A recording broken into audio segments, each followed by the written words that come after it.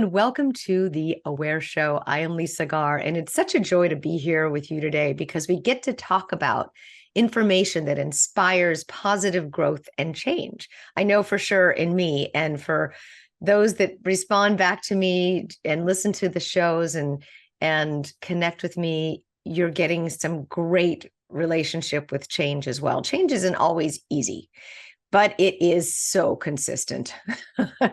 And one of the things that's hardest when it comes to change is how to adapt to it, how your brain adapts to change. And this is one of my favorite topics. I know I've spoken about my most recent accident that I went through about 3.5 months ago, where I had a severe concussion from a bike accident. And I found a technique through my dear friend, Christy Whitman, that I wouldn't even be speaking the way I'm speaking. Like, I probably wouldn't have remembered Christy's name if it weren't for this technique, because I wasn't able to remember any recall, short-term memory at all after this accident. This system is called Cognomovement, and it is accessible to everyone, not specifically with brain injuries or concussions, although it's incredibly effective for this. It is for anyone. It's at peak performance, it's executive function, it's anything that has to do with accessing areas of the brain that might have gone dormant through a childhood, soccer game, hitting a ball too hard, whatever it is. So many things happen in our lives that affect our brains. And sometimes maybe we just don't recognize that there's a way, or I think the brain adapts and it goes through injury after injury, small or big, or you hit your head on a counter or whatever, a cabinet, whatever it is. And certain nerve bundles go dormant when those types of injuries happen. And cumulatively, if you have enough of those over your lifetime, you're operating with a fraction of the brain where it's still accessible. You just need to wake those nerve bundles back up again with a specific set of eye movements. And that's what Cognomovement is. It's a pioneering system that has been discovered by Bill Mckenna and Liz Larson.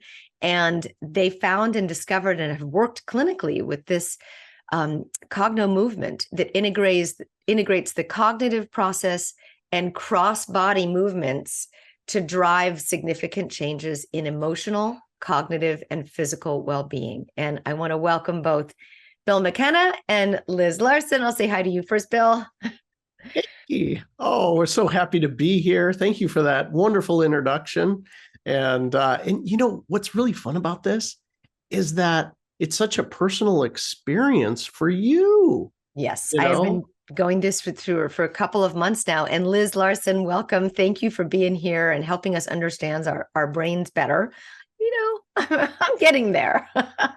Wow, thanks so much for having us. And wow, you really nailed that explanation about the brain. We'll have to take that recording for ourselves, Bill. It's phenomenal. I mean, I still mix up my words a little, and it's just it's just still coming back online. And it's been over 3 months since my accident, but there's no way I would be able to even broadcast or speak or put a sentence together or not get overwhelmed by everything that you're saying and then get upset about it. That was what was happening. And I'm just curious. Okay, so I did explain this area about the nerve bundles. Could you talk a little bit about that, Liz? I'll maybe start with you and your background around Cognomovement as well. Well, I think the most important part was the reason I know about the nervous system in the way that I do, because I'm not a doctor and don't even get to play one on TV, is that my parents both had brain diseases, Parkinson's and Alzheimer's. And about the time that happened, I started learning neurolinguistic programming. And the course that I took, the instructor was in Seattle, 7 hours from me, just happened to be really focused on brain remapping. And from Grants Pass, where I lived, to Seattle, 7 hours, I would listen to audio on tape, everything I could possibly get about how to change the brain. And one of my favorites is Norman Doidge. And he talks so much about how to change the body, the brain, through movement and about neuroplasticity. So that's what I brought to Cognomovement, plus a whole lifetime of stuff. But I think that's the most important part. And it really helped me know for sure that the changes we're seeing now are possible. And it led us to get here. And now what does that have to do with maybe the eyes? Bill, maybe you could explain the relationship between the eyes and the nerves. Bill or Liz, whoever wants to take that. Go ahead, Bill. Sure. Well, it turns out that our brain, our eyeballs, and our spinal cord are one neurological system. It's Really? literally one thing. So the beauty of this, knowing this information, you can actually affect your brain through your eyes and also through your spinal cord. And we do both of them. And we've found that not only can we affect the brain and those nerve bundles through the spine and through the eyes, but you'll actually know where the bundle is that's got a problem. Your eyes will actually tell you. I know, right? It's so interesting. Oh, your eyes tell you. I see. Yeah, I see. Yeah. So when we're doing the exercises, which is really a series of eye movements, of circular movements, we're going to talk about this throughout the show today, figure 8 movements with the eyes. These are accessing the nerves that are based in the back of the skull. And these bundles are all back there. They're responsible for speech and movement and not only sight, but sound, language, all of this. And, different parts of the brain are responsible for these different functions. But I feel that I could actually, by continuing to do this, and it's all about practice, people. It's practice, practice, practice. You spend 15 minutes a day unwaveringly on these very simple exercises that if you had a concussion, you most likely will forget to do. So you need to have somebody help you. But if you do this on a regular basis, you actually could be better than you were before the concussion. And this is my goal. This is my goal.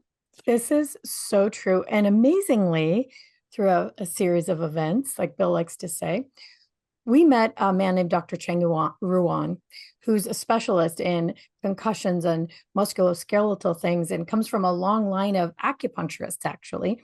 He's not an acupuncturist, he's an MD, but he showed us how not only the nerves are affected, but how the muscles that make the eye move are connected to the fascia and the muscles in the face that are then connected to the muscles in the neck.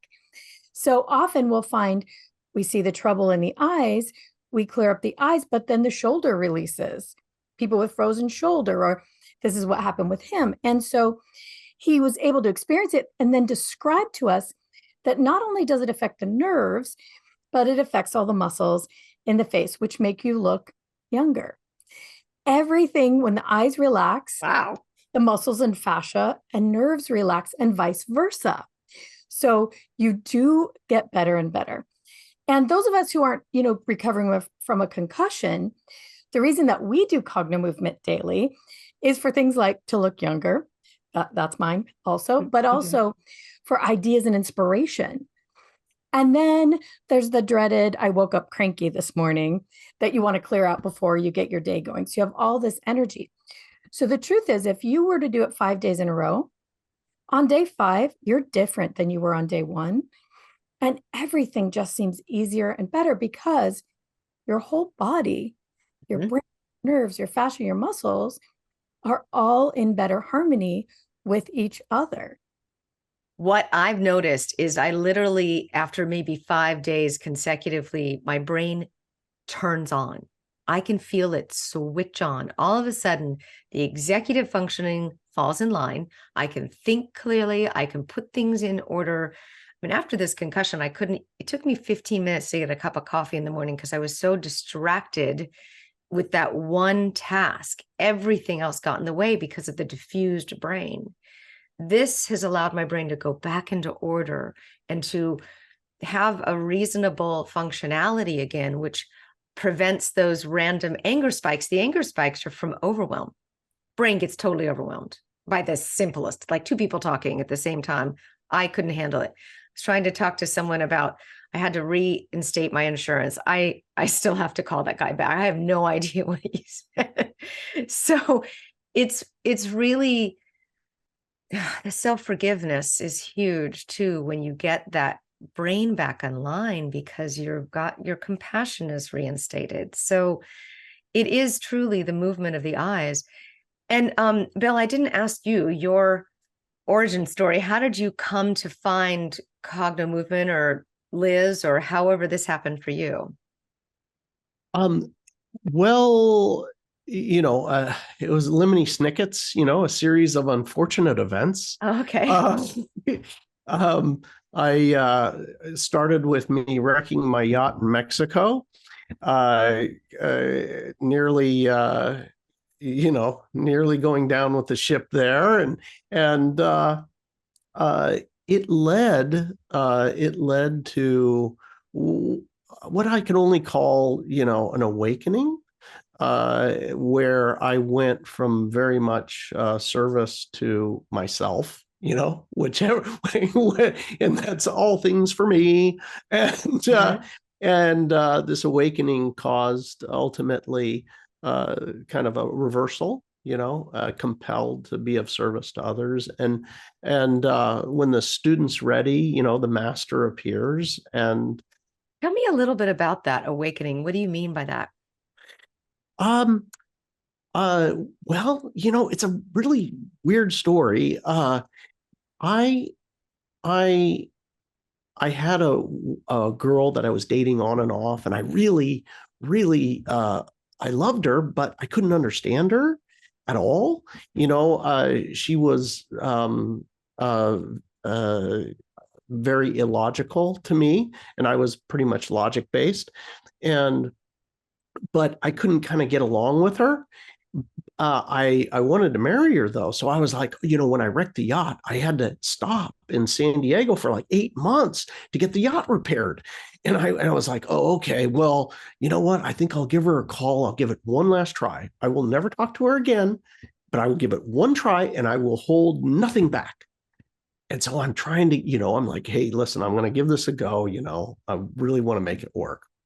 Well, anyway, I'm like trying to figure it out. Like, what's wrong? How come I can't, keep this together? Because I love her. And I noticed that she was an incredibly good guesser. I was like, oh my God, like I would think of something, and she would guess it. And it was like trillions to one, like I would, like, okay, what am I thinking? And she was like, it's a fruit. It's a orange. No, it's a lemon. I was like, what the heck? Never in a million years, because I don't like lemons, but if you said, okay, Ferrari, yacht, helicopter, jet, yes, that, you're going to get, high odds of a, guessing whatever was on my mind at that time. And so I said to myself, well, gosh, if I better understood what it meant to be intuitive, or psychic or that sort of thing. And I started reading a bunch of books on that. I had like 15 books, and like, and the book said, hey, you can do this too. Everybody's got it. Intuition. But yes, intuition. And she was kind of really on the far end of intuition, like incredible ability. Psychic almost, yes. Oh, yes. Yes. Yeah. Like I say, trillions to one odds, and couldn't turn it off. So I was like, oh, that's what's going on. And because it was 724 like that. So she would pick up on people's feelings and different things. Anyway, bottom line is that I was reading all these books, and as I read the books, all of them said, well, there's one thing that really is going to keep you from that. And it was resentment. And I was like, not only the captain of my yacht, but the captain of resentments. So I resented everything all my life. And anyway, I was like, well, if I forgive, I could actually get this ability she has. I mean, it's crazy ability. This supernatural. And so I started doing it. I was like, okay, I'll forgive, I'll do it. And it was completely counter to anything I'd ever experienced. And I ended up experiencing something called your crown chakra. And I didn't know what that was. I'd never heard the word before, but it opened up this top of my head type of energy thing. And information started coming like her. And it was extremely overwhelming. I felt drunk. And this didn't go away, not a day, a week, a month, years, felt like I was on morphine and drinking, but at the same time, cognitive.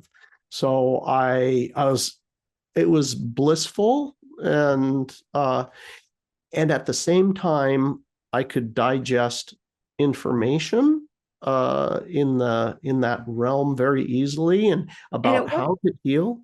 And at what point did you meet Liz? Well, it was years later. This transformation went on for years, and then interesting. Liz showed up, and the project just came together. Huh. Meant to be. Kind of meant to be. Oh, yeah. Oh, yeah. Is that how you understand it, Liz? There's always a different opinion.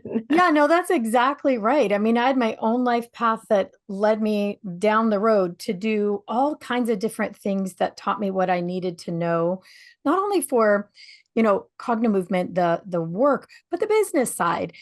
All that sort of things had to come together. Some of them extraordinarily painful. Mm-hmm.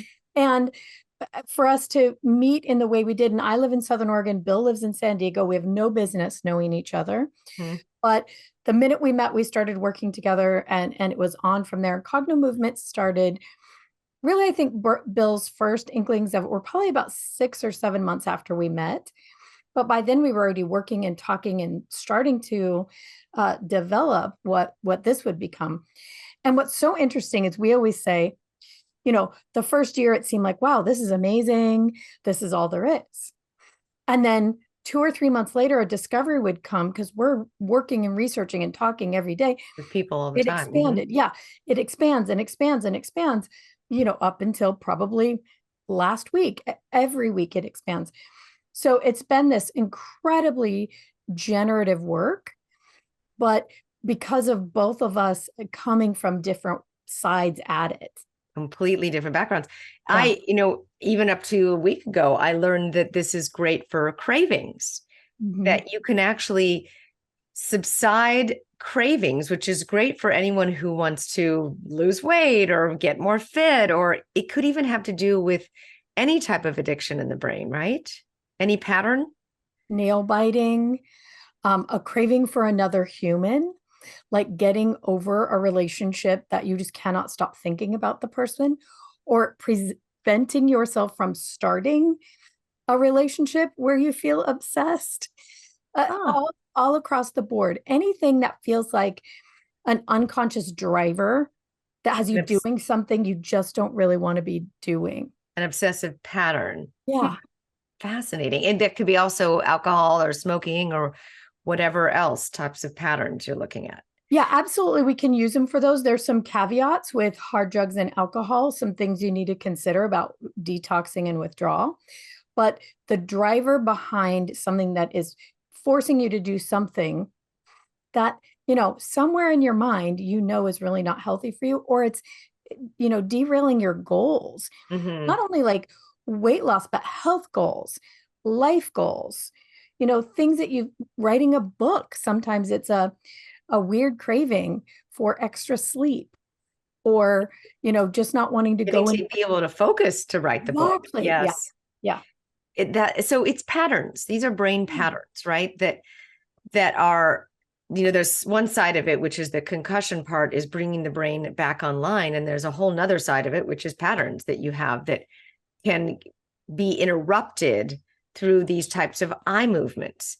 And And so how did you learn about the eye movements, the figures, the patterns? Was this through clinical research or through discovery? So the super, go ahead. Sorry. The super first part is, was a suggestion from a doctor of psychology. She said, I do this thing at the end, like I do a figure 8 or whatever. And I'm like, okay, that sounds great. And we started to do it, but with my NLP background, I knew that the eyes in certain positions were connected to the brain. But we also started to notice, this is where the research part comes in, that where there was a problem and an old memory, there would be terrible nystagmus, which means the eyes don't track and they start to shake, or one eye goes to the left and one eye goes to the right, or the eyes go dry. So after these 2 little pieces that we kind of knew, we built on it from there just through research, back and forth, back and forth, back and forth, researching and expanding that part of the modality. Wow, you really created this whole system. And so all these things that we might be experiencing, like maybe dry eyes or not being able to, like, I didn't even know I couldn't see to the left of me. When there's a wonderful ball that you send, it's kind of like a beach ball, but it's got specific designs on it. And when I was running it to the left of me, I couldn't see. I didn't even know I couldn't see to the left of me because the eyes adapt and the brain adapts. And when you brought that awareness to me, I realized, I can't see this at all. And then when I looked at it specifically, there's a touch that you associated with the look. What's the connection between the brain and the cross body and the sound and the touch? What's all that? Bill. So there's about 1 million different things going on there. But if we distill it down, all of your senses are working together. So your sense of hearing, it's really interesting. If you're deaf in one ear, people that are deaf in one ear, they have a hard time triangulating where the conversations are or other things. And it causes a lot of stress in their system. So the hearing will help triangulate where there is something within your field and what depth is it? Where is it? Like a car driving past you, you can hear that Doppler effect, Right. you know about where it is and how fast it's moving. So that's just one aspect, but your touch, when you locate something in the field and actually touch it, there's a part of your brain, it's a place cell in your brain that knows this is where something is within time and space in my field. There's also grid cells in your brain that they know when you walk into a room, you know where everything is automatically. Like, oh, the door's over there, the table's over there. You just know it. Your system sets it up. Well, when it's not online, right, we have a brain injury of some kind, we can begin to restore that grid, that place. And now the system comes online. But there's something so cool about this is because we don't even know when we're sitting there. Yeah, I can't see over to my left side. I have no idea that I can't see over there. And there's the physical aspects of life, like getting hit from the side by a baseball or a car accident, so that because I don't see it coming. So if I can't see it coming with my periphery, I'm more likely to get hit on that side. Athletes, this is a big one because if you're an athlete, you got, let's say, a football player, you want to catch the ball. I need to see it coming over there. Mm-hmm. But this is the real interesting thing is, I'm going to use a football player, for example. The football player, how many times have we heard these young men who are amazing. And all of a sudden they're doing like things that they're like, oh, you've just self-sabotaged. You've got a $20 million contract, $100 million contract, and you just went and did that. You know what it is that part of the brain had just non-functioning. And when like that grid gets set back up, that part of the brain is active. And that is the impulse control or making the correct choices.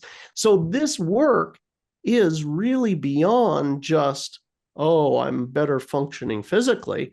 It's the emotions, like you've experienced it, that you in your life, you had the real life. It's so nice to do this show with you because you're like real. It happened to you. I know. I mean, I'm trying not to make it sound like an infomercial. I really have been, this system has saved me because I wasn't able to function. I had ADD times a million. I couldn't line things up. The self-organizing brain wasn't lining up. And I've still got a little, a ways to go with the language part, but it's so much better than it was. I had to search for words and search for names. And I'll also tell you, I think I've interviewed Dr. Norman Doidge, and he specifically talked about it. There's this great book about the brain that changes itself, right? And he was talking about trauma. Any type of emotional trauma, grief, loss, any type of trauma absolutely impacts the brain just like an injury, unresolved trauma. So the loss of a loved one that you never quite got over, or a relationship, or a job, or a way of life, or an identity. If you never really process that grief, it can react in the brain like early onset Alzheimer's. It traumatizes the brain. And this we've seen and heard about research after research around this. And so if you don't resolve it, it's going to continue to adapt and change and adapt and change, as it does so well, but into a narrow little tiny sliver of a focus. Yeah, actually, so I can speak to this directly because, with my parents and their brain diseases, my parents didn't even ever see the doctor. They didn't need to. They were so healthy. And, when they got these brain injuries, they were in their early 70s, and neither of them needed blood pressure medication. They didn't have high blood sugar. They had no illnesses or surgery or anything. They got brain injuries? They had brain injuries? No, my dad, not really. I mean, younger in life, probably yes. And, this was before we had cognitive movement, so we didn't know that part of it. But they really weren't set up for Alzheimer's or Parkinson's. Like they weren't, the diet that they ate didn't set them up. They didn't have the markers. But what they did have is all in 1 year, there were about 4, maybe 5 big emotional impacts. That's what you mean by brain injuries. I see. Struck them at the core of their integrity, of their purpose on the planet, of who they are as humans, all at once. So Parkinson's is a fear disease. And my mom went into fear. The Parkinson's started with the body shaking. Alzheimer's is a retreating disease. And that's what my dad did when he was ever upset. And it was very rarely, he would go to sleep. Right. So you saw their bodies just do what their nervous systems were set up to do, but very, very rapidly. And one of the things that we know in cognitive movement is a big impact on your life, a trauma, physical or emotional, it starts to draw energy into kind of a vortex, a pattern between your brain and your body, trying to solve it, trying to go back in time and fix it. There's so much energy that goes to it that your body doesn't have the horsepower to heal. An injury makes so much sense, right? Because it's constantly looping, trying to resolve it. And it can't. It keeps them with the same loop. Yeah. And it kind of makes you feel like you're crazy, or the brain does. It's true, but it also just drains down the horsepower. So imagine that you have a house, your house, and every one of your neighbors is plugged into your electrical grid. That's what a huge trauma, physical or emotional, does to a body. So now there's not energy left over for the lights to be on brightly. There's not energy left over for your system to actually send the horsepower to heal a shoulder or a injured disc in your back or your eyes. There's not enough horsepower to help a brain keep going and fight the things that are, free radicals and plaque. All that stuff happens to all of us. It's the body's ability and energy source to clean it up that stops working. So I can't prove that that's what happened to my parents, but really, I feel certain in myself that that is the cause and the reason. What makes perfect sense, because stress toxifies the brain. Yeah. And if you don't have natural mechanisms to detoxify, you have to work so much harder to detoxify the brain under high loads of stress. Now, I don't know anyone listening right now that isn't under some form of stress. With our world today and our, all of the issues and our division of our, lives and country, it's definitely a lot. So if you can't or don't have the coping mechanism and the tools to talk therapy it out, or to go to, whatever, the neurofeedback and so forth, if you don't have those resources, this is a 15 to 20 minute eye movement exercise you can do every day. Does it actually help detoxify the brain from the stress chemicals? Well, the main thing that it does, Cognomovement, the system, allows the system to see itself through sensation and autocorrect. And when it does that, the nervous system calms and it allows that energy I was talking about, that energy drain one by one, the plugs come out of the house, right? And you get your energy back. So your body can then sort things out for itself. So Cognomovement helps the body stop focusing on that thing that happened in the past or the thing that it's worried about in the future, relegating that energy back in for everything to be healthier. So Cognomovement you can do on your own, 15 minutes a day. You can hire a Cognomovement practitioner for bigger things. Really, concussions are one of those things you probably want a little bit of help with in the beginning, or big life traumas that you can't seem to get out for yourself. But for most people, they can do it on their own, 15, 20-minute sessions, and clear out a whole heck of a lot of stuff. And like we've already said, done continuously. And it really doesn't have to be every day. We recommend it, but even a few times a month. It helps in the beginning. So this also could be achieved through something like years and years of meditation, where you get self-aware and you sit on the mountaintop and you see the world in a different way, right? You could achieve something like that when you said the brain becomes aware of itself. So I'm wondering if we could just give the audience a little bit of a example of this, with maybe having an object in their hands. Don't do this while driving, people. That's colorful. And could we walk them through just a simple rotation, eyeball rotation or something like that? Could we do that on the air? Anybody? Absolutely.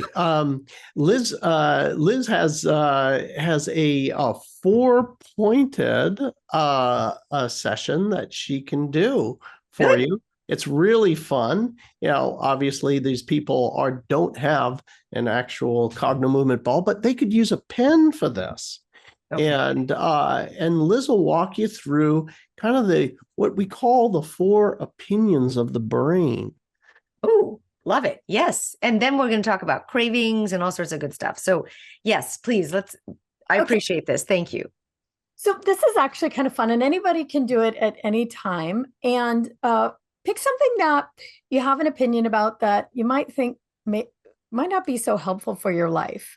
Like maybe I'm mad at my sister because she was a jerk to me at the coffee shop, or I really don't like that political party and their opinions, or, I really don't like the shape of my head, something like that, right? Any little thing that's bothering you. First thing you do is let your eyes drop, because in the down position, your eyes are connected with your kinesthetic body. So think about it. If you have a paper cut, you cut your hand, but you have to look at it. You stub your toe, the offending party, you still have to look. So we always move our eyes down to connect with sensation. So just let your eyes drop and just feel how you feel about that thing. You'll notice that it's not just a thought. There's somewhere in your body that gets active.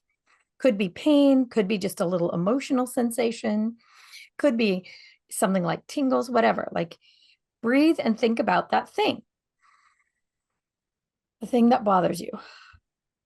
Good. Eyes are open while they're down. Eyes are open. Right. You want your eyes down and open, connecting with your physical. So the first opinion of the brain is here in the kinesthetic body, this low. So you're going to take your item about upper chest level, maybe 4 inches away from yourself. This could be a pen or anything colorful. Yeah.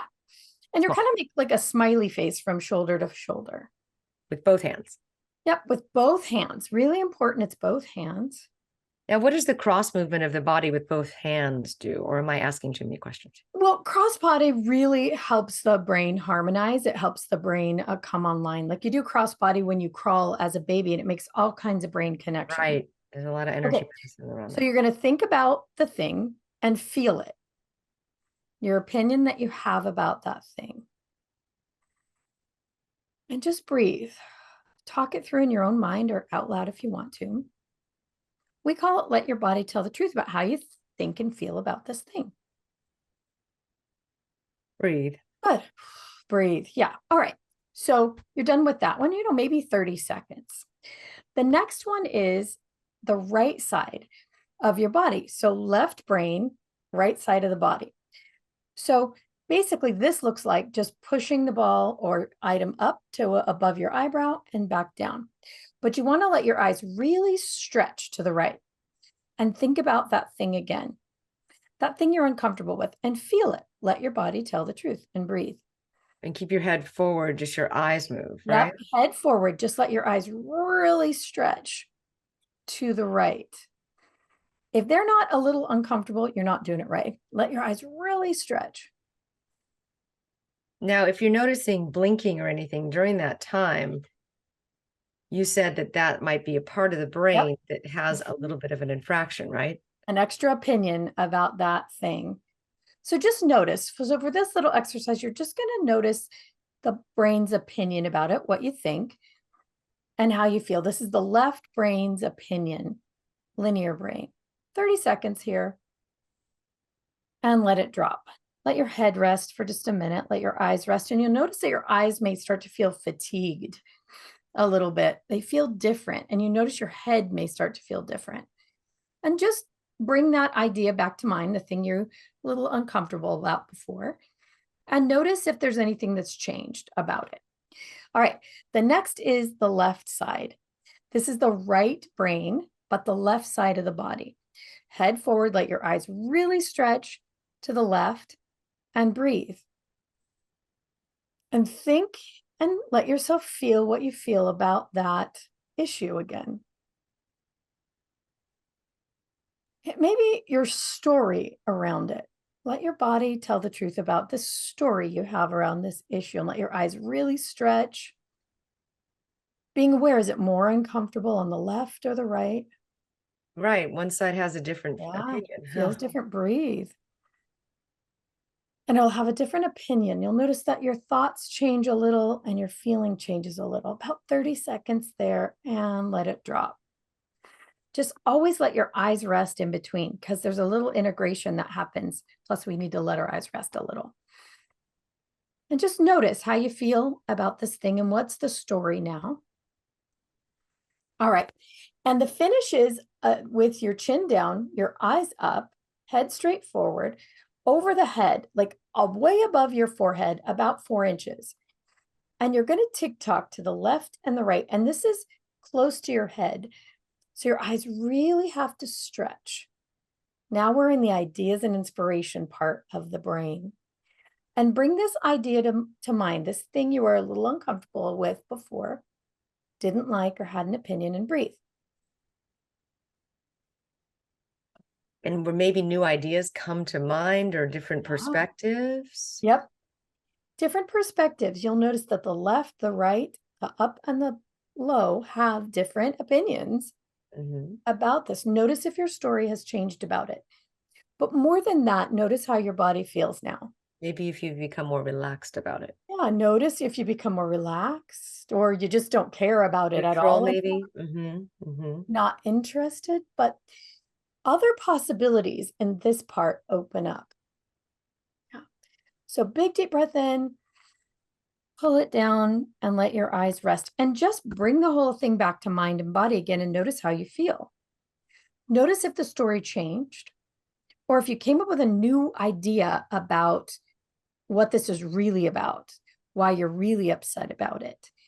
Or maybe you're just You're not not upset at all. You upset. just don't Yeah. care. Yeah. Mm-hmm. Yeah. So that one's a lot of fun. And it's a good thing to do if you're trying to make a decision as well. Yes. Decisions have that, that butterfly feeling that you're excited, you're at the place of courage, but you're afraid. So find out what the 4 opinions of your own brain and body are. And by the time you're in that upper position, a lot of times it just sorts itself out. And you're like, oh, I know exactly what to do. And you go. It is just amazing how the brain is, even by doing that small part with the eye movement, I can feel my brain coming back online in different areas behind my head. And that's because I do this every day. And I've been doing it for maybe a month, 2 months, no, maybe a little over a month.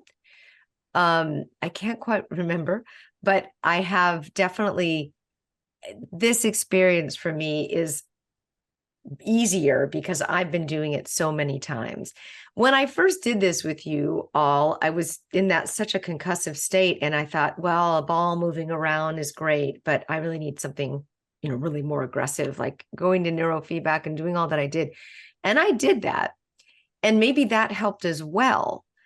This for me is so much more practical than getting in the car and driving to a center and getting all hooked up and then doing the games and then coming back. And it was a lot of stress doing that and getting to different places. So this is definitely more accessible and a lot easier. It also, the other thing is it encompasses everything. It's not just the brain, it's the nervous system. So the body, it takes into account how the body feels and the emotional side. So a lot of things with concussion just do look at the brain. But as you experienced, it got your shoulders moving better. It relieved pain. So yeah, the shoulder movement, especially because I didn't even realize that I broke both shoulders, but the left one has had a harder time healing and it's going into the frozen shoulder. And I've started to move it. And it's just like I took my first yoga class again yesterday after the accident. Oh, gave my body so much more space. It reminded my body the way it needs to move in order to wake up different areas of fascia in my back and my neck and that hadn't moved for unconsciously, So I did a session with you yesterday around cravings because Bill said, hey, did you know that this is really great for cravings? And I said, what? And it was really interesting because I'm addicted to corn chips. My crunchy, salty carbohydrate brain break is what I always go for when I'm stressed or need to get up out of this desk.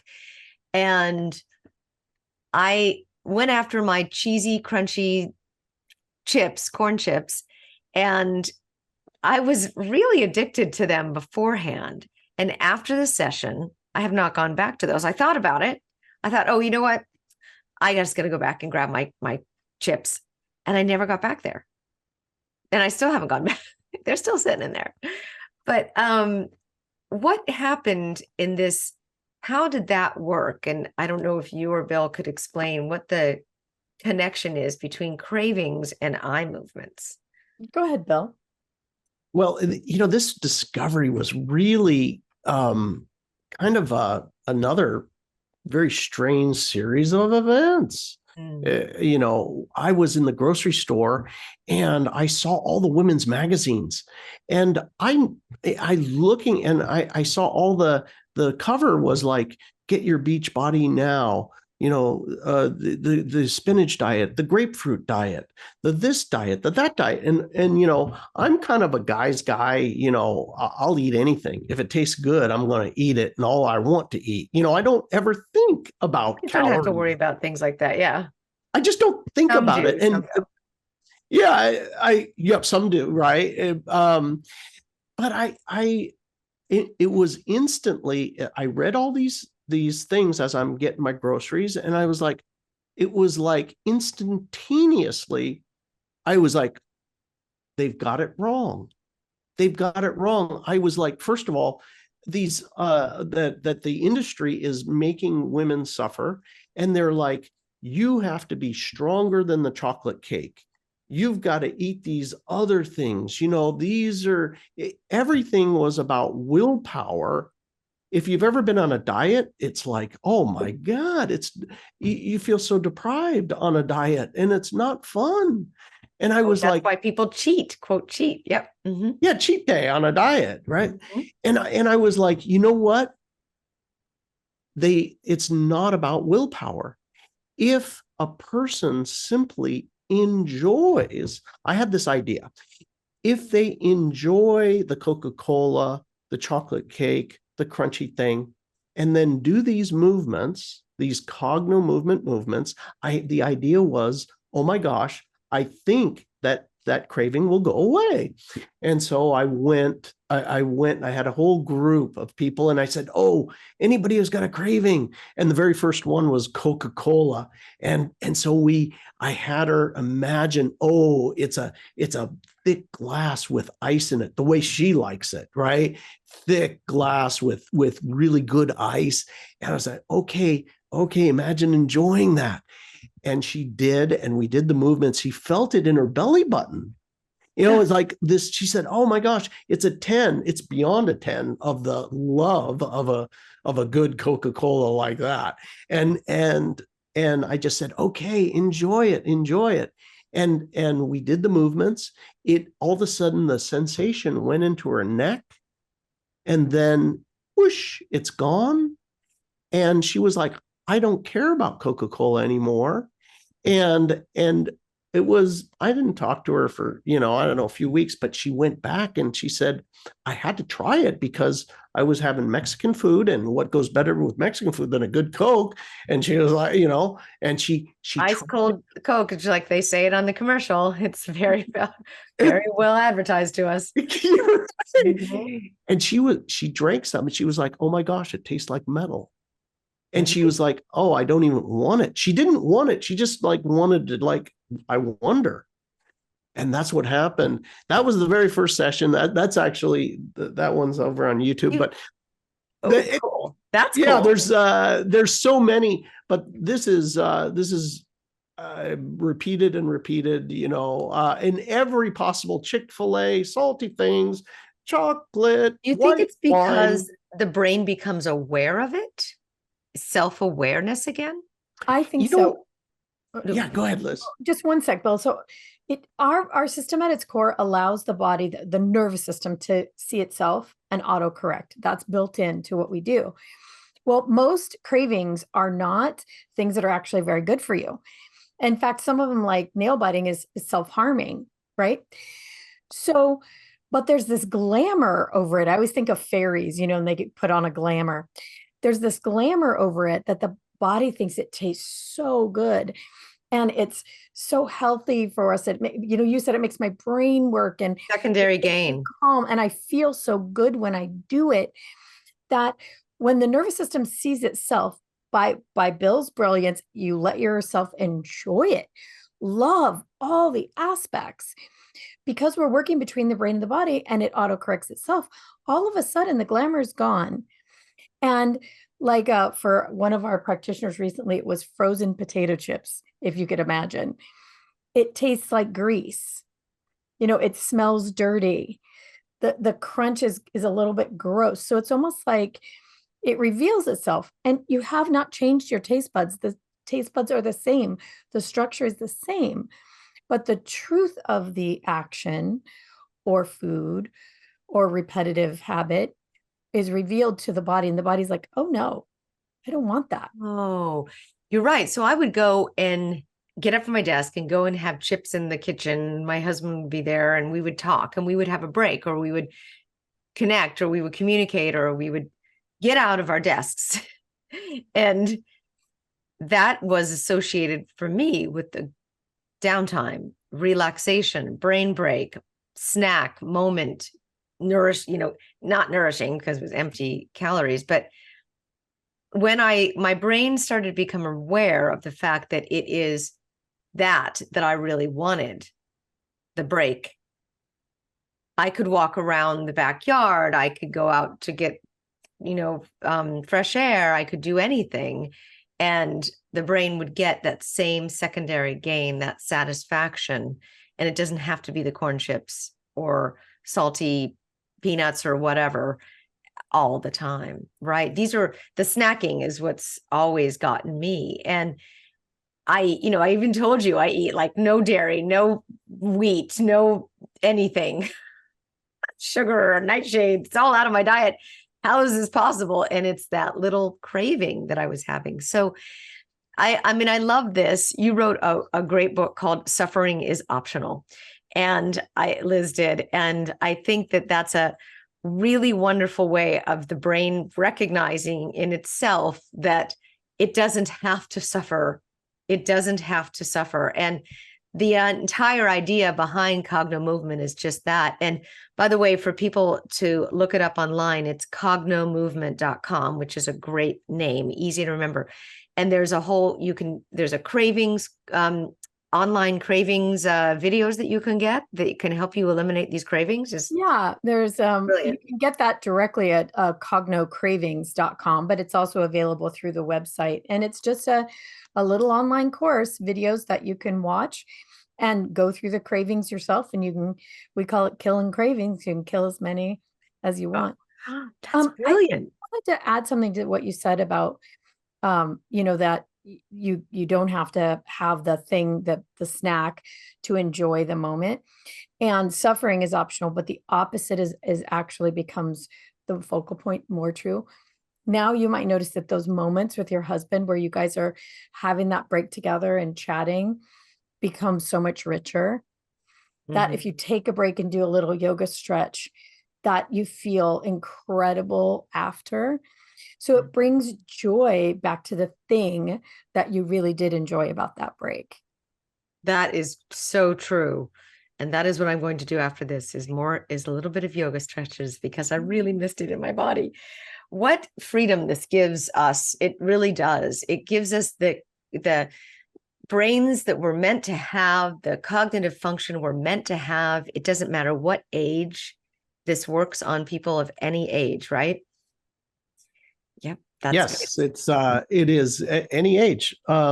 Literally, we have kids that can't even crawl yet, but we've found methods of helping. Like parents will roll the ball to the left and roll the ball to the right and play. We had a wonderful situation where this happened with a child who was nonverbal. They wouldn't speak. And the parent just started rolling the ball left and rolling the ball right as the child was sitting, and the one parent went into the kitchen, and we heard this story from one of our clients is that one of them said, "Hey, where's Johnny? Where's little Johnny?" And then, "I'm in here." The voice came from down the hallway. Oh my goodness. So it just getting the brain function going. It's not a miracle. Looks like a miracle, but it's literally just getting the neurology firing. And it works at any age. And that's the whole point behind neuroplasticity is the brain wants to be awake and alive. And the more that you wake it up, the more that it does want that same exact feeling of being awake and alive. And it wants to function. We want, goodness, just like, can everybody in humanity do this and we could all have a better planet, please? I'm not kidding. I mean, it really is a beautiful thing and a beautiful tool. And I really appreciate that you have brought this to us in such a simple and digestible way. It isn't rocket science. It's moving your eyes and focusing on a good feeling. And so I appreciate you both. Thank you so much. Again, it's called Cognomovement.com or cognocravings.com is the name of the, if you're looking for a specific behavior that you would like to eliminate or a craving that you'd like to eliminate. Bill Mckenna and Liz Larson, thank you so much for being my guest today. As I said, we were going to have a conversation that I love. It's about everyone who has a brain. All right. Thank you so much. And thank you all for listening. And if you are listening to this on the podcast and you want to share it with friends, please do. This is something that really is a tool to help humanity. And if you're listening on the radio, please go to our podcast to listen on demand at any time at theawareshow.com. You can link to our podcast right there. Until next time, I'm Lisa Garr, and I invite you to stay aware.